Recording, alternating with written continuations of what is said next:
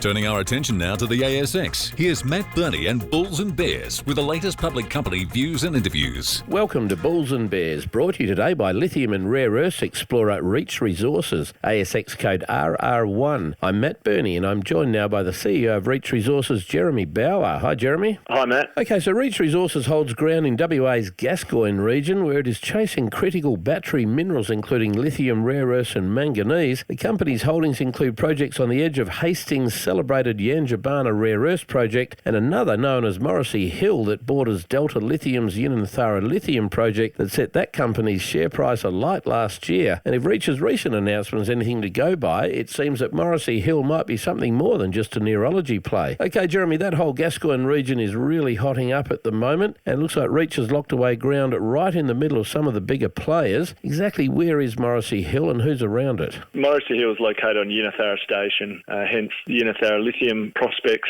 around it. We've got approximately 300 kilometres squared of tenure there, and as you mentioned, right next door to Delta Lithium, formerly Red Dirt Metals, to our east, and Minerals 260 to our west.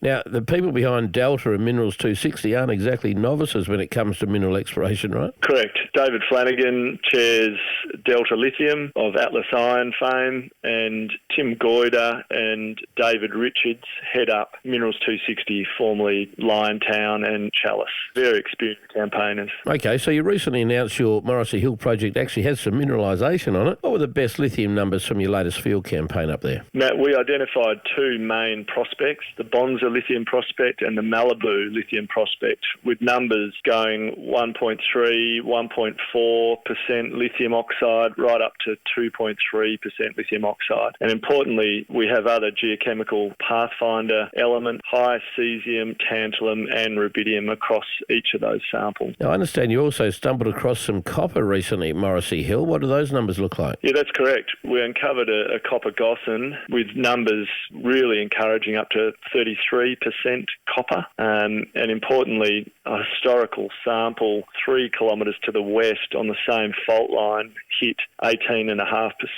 So we'll follow up with some geochemical surveys in the next week or so to see how far that strike may go. I know your neighbours are pretty well cashed up. I think Delta had about 50 million in the bank at last look, and Minerals 260 probably close to 20 million. So I don't know, you might want to shake your tail feather a bit up there. You never know what might happen. Jeremy Bauer from Reach Resources, thanks for joining me on Bulls and Bears. And remember, we're only here to give you information, not advice, which you should of course seek independently. I'm Matt Birney and this is Bulls and Bears. For more public company interviews, go to the Money page on the 6PR, 2GB, 3AW and 4BC websites and click the Public Companies tab.